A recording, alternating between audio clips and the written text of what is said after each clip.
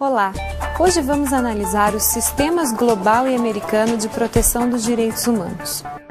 Para tanto, antes de adentrarmos nessa política internacional de proteção a esses direitos, convém relembrar em que contexto é que surgiu a Declaração Universal de Direitos Humanos em 1948. O contexto dessa época era de muita apreensão, em função dos horrores que as duas grandes guerras provocaram na sociedade daquela época. Com a criação da ONU, a Organização das Nações Unidas, em 1945, e a Carta da ONU, alguns preceitos universais foram estabelecidos. Todos os Estados-membros devem, nesse espírito de ajuda, preservar os direitos humanos e as liberdades individuais. Para isso, a ONU estabeleceu um sistema de direitos humanos. Esse sistema de direitos humanos se encarrega na esfera internacional pela proteção de todos esses direitos. Para tanto, a ONU estabeleceu, através da Comissão de Direitos Humanos, que em 2006 passou a se denominar Conselho de Direitos Humanos, passou para esse órgão a tarefa de cuidar, de preservar desses direitos humanos e de delatar cada vez que houver violação a um desses direitos, desde que essa violação seja sistemática, desde que o Estado membro da ONU insista em não zelar pela proteção desses direitos. O Conselho de Direitos Humanos, através dessa nova denominação a partir de 2006, passou a implementar algumas políticas especiais no que tange à proteção desses direitos. A atuação do Conselho de Direitos Humanos, ela pode se dividir numa ação temática ou numa ação voltada especialmente para um país. Por exemplo, você pode ter um Conselho de Direitos Humanos vindo para o Brasil para analisar a questão, por exemplo, da discriminação racial. Nesta visita, esse conselho vai analisar a situação de respeito ou de desrespeito, ou de que forma o país trabalha nesse sentido, se existe alguma política brasileira nesse sentido, e caso sejam flagradas algumas situações específicas, esse conselho elabora um relatório ao Sistema de Direitos Humanos das Nações Unidas para que sejam elaboradas algumas recomendações. Essas recomendações, é bom lembrar, não têm caráter vinculante. Elas apenas são sugestões de ação. O governo brasileiro, pegando esse mesmo exemplo, pode e deve, a partir dessas recomendações, desenvolver algumas políticas nesse sentido. Por exemplo, pode estabelecer uma lei específica tratando do problema da discriminação, tentando desenvolver alguma política para a inclusão social, enfim. Essa ação que o Estado vai ter em resposta à visita do Conselho de Direitos Humanos é mais uma relação diplomática por ser Estado-membro da ONU do que necessariamente pela obrigatoriedade dessa recomendação, uma vez que não existe essa força vinculante. Além dessa ação temática, o país pode ser visitado, por exemplo, para analisar todos os direitos humanos que estão sendo vivenciados pela população daquele país. Então, por exemplo, vamos à África para uma missão para verificação de toda a proteção que se dá aos direitos humanos daquele povo, independente de ser sobre tortura, sobre discriminação, sobre a questão da mulher, enfim. Você vai analisar a completude do ordenamento jurídico social daquele país e todos os problemas dali advindos. Por conta dessa ação, dessa participação que a ONU propôs para os Estados-membros no que tange a proteção a esses direitos humanos, foram desenvolvidos alguns procedimentos especiais. A partir desses procedimentos especiais, nós tivemos a criação de 7 comitês de direitos humanos, cada um encarregado pela verificação de determinados assuntos. Nessa atuação, os comitês se aproximam bastante do governo dos estados, das organizações não governamentais, de vítimas de violação de direitos humanos, de testemunhas, enfim, tentando chegar o mais próximo possível da realidade para que isso seja refletido no relatório que vai gerar aquelas recomendações de atuação. A conduta da ONU para funcionários responsáveis pela aplicação da lei. O Código de Conduta da Organização das Nações Unidas propôs uma atuação bastante significativa daquelas pessoas que são aqueles agentes que trabalham diretamente envolvidos na verificação das necessidades das pessoas em sociedade. Então, por exemplo, quem desenvolve poder de polícia, quem desenvolve a tarefa de controlar, de verificar essas necessidades, deve atuar de forma idônea, ética e sempre preocupada com a proteção aos direitos humanos, naquela esfera individual, na esfera da liberdade, na esfera da proteção à sua integridade psicofísica. Portanto, esse Código de Conduta da Organização das Nações Unidas para funcionários responsáveis pela aplicação da lei previu no seu artigo 1º o seguinte: os funcionários responsáveis pela aplicação da lei devem cumprir a todo momento o dever que a lei lhes impõe, servindo a comunidade e protegendo todas as pessoas contra atos ilegais, em conformidade com o elevado grau de responsabilidade que a sua profissão requer. Perceba aqui que a noção de dignidade, de privacidade e de integridade aparecem com força total. Essa atuação dos funcionários que trabalham diretamente na proteção e na prevenção da violação dos direitos humanos deve ser uma ação bastante contida, por exemplo, no que tange ao uso de força. A força deve ser usada apenas em casos extremos, se for essencialmente relevante para a proteção dos direitos humanos em uma situação bastante específica. O emprego de armas de fogo, por exemplo, são situações excepcionalíssimas na atuação desses funcionários, justamente em função da necessária proteção que eles têm que dar à integridade física dessas pessoas, à privacidade e à liberdade. Além disso, eles devem atuar no sentido de evitar que ocorram, de coibir as práticas torturosas, por exemplo, devem atuar no sentido de preservar e proteger sempre em prioridade o direito à saúde, enfim, sempre procurando preservar a integridade das pessoas. O Pacto Internacional sobre Direitos Civis e Políticos, de 1966. Bom, antes de falar desse pacto, é bom você relembrar que a Declaração Universal de Direitos Humanos de 1948 propôs uma orientação para todo o ordenamento internacional. Essa orientação, sem força vinculante, sem força juridicizante, apenas quis orientar o pensamento de todo mundo a partir daquele momento de medo mesmo que se teve após as duas grandes guerras. Em função disso, nós precisávamos de mecanismos que fossem capazes de validar aquela previsão de proteção aos direitos humanos. Foi então que se pensou em estabelecer o que a doutrina chama de proteção internacional aos direitos humanos, através de uma Carta Internacional de Direitos Humanos. Essa carta é composta pela Declaração Universal de Direitos Humanos de 1948, pelo Pacto Internacional sobre Direitos Civis e Políticos e pelo Pacto Internacional dos Direitos Econômicos, Sociais e Culturais, que também é de 1966. Através desses três documentos, nós vamos conseguir orientar todo o pensamento internacional no que tange à proteção dos direitos humanos. Mas voltando a este pacto, especificamente falando dos direitos civis e políticos de 1966, é bom relembrar que ele só entrou em vigor em 1976, portanto 10 anos após a data da sua elaboração. Como assuntos principais de preocupação aqui, nós tivemos a proteção à liberdade individual. E vamos relembrar que o contexto social da época refletia muito essa necessidade de liberdade, por conta daquele reflexo, daquele medo que se tinha do Estado absolutista, daqueles ideais de imposição que durante muito tempo foram presentes nas nossas sociedades. Além disso, e justamente por isso, a preocupação com a proteção contra a ingerência estatal. Então, tentando evitar nesse aspecto que o Estado interferisse demais na esfera individual de liberdade de cada indivíduo e que por conta dessa interferência pudesse haver uma violação a qualquer direito tido como um direito fundamental. E mais, a preocupação na participação popular na gestão da sociedade, ou seja, trazer a sociedade mais para perto da elaboração de determinadas normas que possam revelar suas reais necessidades, de normas que sejam reflexo dessa proteção da integralidade dos interesses do ser humano. Esse pacto foi bastante importante porque justamente nessas décadas de 60 e 70 é que o Comitê de Direitos Humanos surgiu. O Brasil, por exemplo, ratificou esse pacto apenas em 1992, Nós tivemos bastante tempo até a entrada em vigor deste pacto no nosso ordenamento jurídico.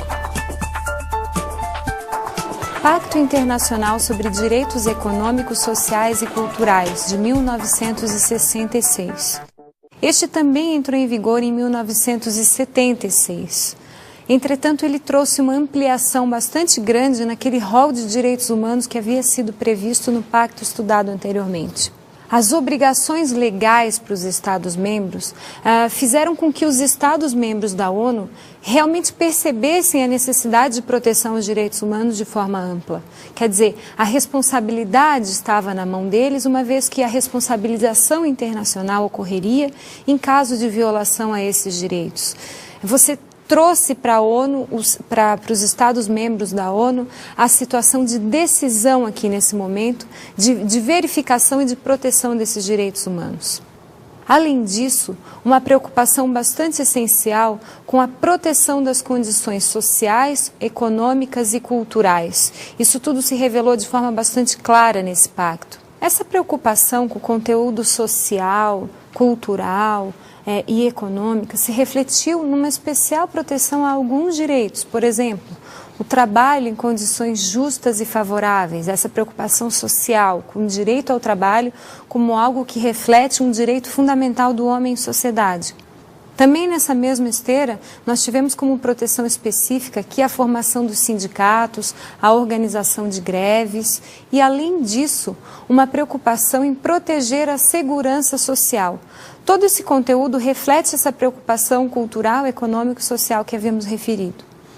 Além disso, a preocupação com a proteção à família, o direito à convivência familiar, aquele direito fundamental a você poder ter uma convivência sadia com a sua família, seja ela natural ou a família substituta, enfim, esse cuidado de integração sociofamiliar. E além disso, a proteção à educação e à vida cultural. Agora vamos observar o que diz o Pacto Internacional sobre Direitos Econômicos, Sociais e Culturais no seu artigo 2, número 1. Cada um dos Estados signatários do presente pacto se compromete a adotar medidas, tanto isoladamente quanto mediante a assistência e a cooperação internacional, especialmente econômicas e técnicas, até o máximo dos recursos de que disponha, para progressivamente obter, por todos os meios apropriados, inclusive a adoção de medidas legislativas, em particular, a plena efetividade dos direitos aqui reconhecidos. Perceba que a redação deste artigo é bastante convidativa para os Estados. E aí aqui uma particularidade específica desse pacto. Ele não tem força imediata, ele não opera seus efeitos na esfera interna, por exemplo, de um Estado, de forma imediata. Ele tem execução diferida ou execução programada, ou seja, é necessário que, através de uma análise do Comitê de Direitos Humanos, fossem feitas algumas recomendações para que daí o Estado pudesse atuar. Inclusive, na Declaração de Viena, já foi sugerida a inserção de um direito de petição aqui para poder viabilizar um protocolo adicional a esse pacto, que pudesse trazer essa execução das recomendações de uma forma um pouco mais imediata. No Estado brasileiro, esse pacto teve inserção no nosso ordenamento através do Decreto 591, de 6 de julho de 1992. Convenção Internacional sobre a Eliminação de Todas as Formas de Discriminação Racial, de 1965. Vamos relembrar aqui que as Nações Unidas, quando em 1965 propuseram a elaboração de um pacto dessa ordem, quiseram trazer para os Estados partícipes, para os Estados-membros, uma postura bastante preocupada com a eliminação de qualquer forma de discriminação. O Brasil, por exemplo, ratificou essa recomendação em 1968, através do Decreto 65810, de 8 de dezembro de 1969. Vejamos o que diz a Convenção Internacional sobre a Eliminação de Todas as Formas de Discriminação Racial, logo no artigo 1. Artigo 1, número 1. Na presente convenção, a expressão discriminação racial significa qualquer distinção, exclusão, restrição ou preferência fundadas na raça, cor, descendência ou origem nacional ou étnica, que tenha por fim ou efeito anular ou comprometer o reconhecimento, o gozo ou o exercício, em igualdade de condições, dos direitos humanos e das liberdades fundamentais, nos domínios político, econômico, social, cultural ou em qualquer outro domínio da vida pública. Perceba aqui um texto bastante extenso. Nós tivemos um texto aqui que, claro, não tem uma interpretação taxativa, não se acaba ali, né? É apenas uma sugestão de atuação para justamente reprimir as práticas discriminatórias. Mas perceba a preocupação na redação desse texto em revelar a proteção integral e mais, a forma de coibir também integral a qualquer prática discriminatória. O que nós percebemos aqui, e mesmo pela atuação dos estados, vamos utilizar o Estado brasileiro para exemplificar, de uma ação afirmativa nesse sentido. O que seria essa ação afirmativa? Primeiramente, nós temos que saber que o Estado age sempre tentando coibir as práticas discriminatórias. Mas será que é suficiente agir só nesse sentido? Ou será que nós não teríamos que agir preventivamente? Criando medidas especiais que possam assegurar o tratamento igualitário de determinados grupos raciais ou étnicos. Veja que no Brasil nós temos um país com dimensões continentais e com origens raciais e étnicas bastante diversificadas. Seria inadmissível imaginarmos que num país tão rico em diversidade cultural, racial, enfim, das nossas origens serem realmente misturadas, seria inadmissível que nós utilizássemos um critério discriminatório nesse aspecto. Entretanto, na prática, nós temos visto que ao longo dos anos, essa preocupação dos estados tem sido maior, cada vez maior, no sentido de realmente eliminar. O Sistema de Direitos Humanos das Nações Unidas propôs, através da criação daquele comitê, de um daqueles 7 comitês específicos para a proteção dos direitos humanos, a criação do Comitê para a Eliminação da Discriminação Racial. Para a atuação desse comitê na verificação de práticas de discriminação raciais nos Estados-membros, é necessário que não apenas esse Estado seja membro do Sistema de Direitos Humanos da ONU, mas que ele tenha reconhecido a habilitação do comitê para fazer essa verificação in loco. Veja que essa verificação que o comitê faz é uma verificação não vinculante, é sugestiva, são sugestivas as recomendações que o comitê faz. Isso tudo é reenviado ao Sistema de Direitos Humanos na ONU para que então sejam feitas aquelas recomendações de atuação para o Estado-membro. A Lei 9.459, de 13 de maio de 1997, por exemplo, é um reflexo de uma dessas recomendações. Perceba que o Estado brasileiro aqui, ao acatar a sugestão dada pelo comitê, produziu em resposta para o ordenamento jurídico uma lei específica para proibir essas práticas discriminatórias. Além dessa política de repreender condutas discriminatórias, o Estado brasileiro tem adotado outras medidas naquele sentido positivo, ou seja, tentando propor a inclusão social de determinados grupos que eventualmente tenham sido discriminados ao longo da história. Nós tivemos uma história no Estado brasileiro não tão bonita nesse aspecto da questão da discriminação racial. Nós temos, como falei, um país multiétnico, mas que também durante muito tempo trouxe esse problema da marginalização de determinados grupos sociais. O Brasil recentemente adotou a política da inclusão, por exemplo, com a questão das cotas. Essa é uma questão bastante polêmica e não é objeto da nossa discussão na aula de hoje, mas que você pode utilizar como um critério para essa política afirmativa de inclusão social. Claro que o Estado brasileiro, por vezes, erra querendo acertar, né? Então, estipula determinadas políticas que eventualmente têm um benefício, que é a inclusão social, mas que não necessariamente revelam o melhor critério de inclusão. O importante é de que, de qualquer forma, haja a proteção ao indivíduo de forma integral e haja uma política bastante ostensiva no que tange à repreensão desta discriminação de qualquer ordem. Convenção contra a tortura e outros tratamentos ou penas cruéis, desumanos ou degradantes, de 1984. Embora a ONU tenha elaborado esta convenção em 1984, ela só entrou em vigor em 1987. E no Brasil, especialmente através do Decreto Legislativo 4, de 23 de maio de 1989. Além dele, o Decreto 40, de 15 de fevereiro de 1991. Perceba que existe um lapso temporal bastante considerável entre a data da elaboração dessas convenções, a data que elas entraram em vigor e a data que o Estado brasileiro, por exemplo, reconheceu o conteúdo daquele pacto, daquela convenção. Por que isso funciona dessa forma? Por que demora tanto? Na verdade, existe uma negociação, uma conversa entre os Estados-membros no sentido de que forma esse texto vai ser inserido com força coercitiva dentro do ordenamento jurídico. Além de, é claro, os procedimentos necessários, através de decreto, através de emenda constitucional, enfim, toda a inserção jurídica que vai se fazer desse assunto dentro de cada ordenamento de cada Estado-membro.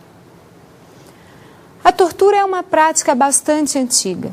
Infelizmente, se nós retomarmos a história arcaica, se nós nos utilizarmos daquela evolução do direito ao longo dos tempos, do nascimento do direito positivo, desde as primeiras civilizações em que não tínhamos o direito escrito, nós sempre tivemos a presença daquelas penas cruéis, as penas draconianas, em que as pessoas eram realmente torturadas para confessar determinadas condutas, até porque como não havia lei escrita, então ficava tudo muito mais no mundo da abstração e se utilizava tranquilamente da tortura para forçar, por exemplo, uma confissão. Isso foi assim no direito romano, muito antes até do nascimento do direito romano, nós já percebemos essas práticas ao longo dos tempos. A tortura, ela aparece definida no artigo 1º desta convenção. Basicamente, a tortura se atém àquela situação em que alguém sofre dor ou tem sofrimento para, por exemplo, divulgar certas informações que não poderiam ser divulgadas ou que não seriam divulgadas voluntariamente, ou ainda tem uma função de castigo, no sentido de pena mesmo, de tentar penalizar alguém que por alguma conduta ou falta de conduta, quando deveria ter tido, receba alguma forma de castigo. E além disso, a tortura também se aplica para os casos de discriminação. Infelizmente, nós temos visto normalmente nas notícias nacionais e internacionais, situação em que determinados grupos adotam políticas discriminatórias e utilizam métodos torturosos para desenvolver essas práticas discriminatórias. Convenção contra a tortura e outros tratamentos ou penas cruéis, desumanos ou degradantes, já no artigo 16, previu essa postura participativa dos Estados-membros do Sistema de Direitos Humanos da ONU no sentido de coibir tais práticas. Portanto, em qualquer daquelas situações de sofrimento, de necessidade de informações que não seriam reveladas e que tenham sido utilizadas práticas torturosas, ou qualquer uma das hipóteses em que práticas dessa natureza sejam feitas, o Estado partícipe desse sistema de direitos humanos tem a obrigação de denunciar, tem a obrigação de verificar e de reprimir tais condutas. É isso que está lá estabelecido no artigo 16. Além disso, a ONU propôs, através dos comitês encarregados dessa verificação, mecanismos de controle, para controle, na verdade, e monitoramento de situações em que essa violação de direitos humanos, especialmente voltada para práticas torturosas, seja coibida pelos Estados. Isso é possível através de petições individuais, de relatórios ou de comunicações interestatais. Para tanto, é necessário que aquele Estado-membro, mesmo sendo Estado-membro da ONU, reconheça a habilitação do comitê para verificar realmente essas situações e apresentar tais relatórios ou demonstrar o que está acontecendo com aquele Estado com determinada prática torturosa que tenha sido aventada. Aqui uma particularidade é a possibilidade de investigação no Estado parte. Ou seja, se eventualmente houver uma denúncia de prática torturosa num determinado Estado, é possível que o comitê relacionado ao controle da tortura vá ao Estado, claro, contanto que haja autorização e que esse Estado tenha habilitado o comitê para isso, para que vá verificar realmente o que aconteceu. Então aqui é uma particularidade especial dessa convenção relativa ao controle e à repreensão da tortura.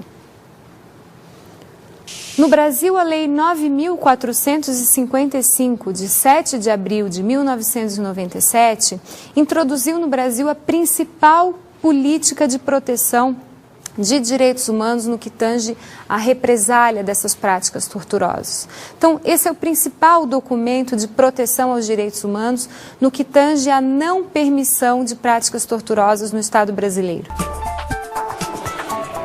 Convenção Interamericana para Prevenir e Punir a Tortura, de 1985.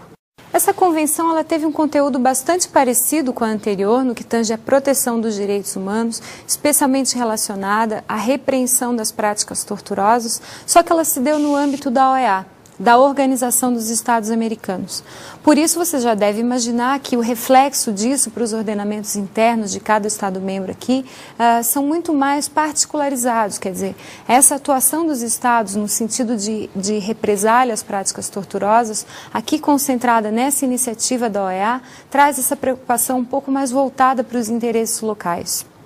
Isso foi decidido no 15º período ordinário de sessões da Assembleia Geral da Organização dos Estados Americanos na Colômbia. No Brasil, essa convenção foi ratificada em 1989. Bem, na aula de hoje, nós estudamos esses procedimentos especiais de proteção aos direitos humanos.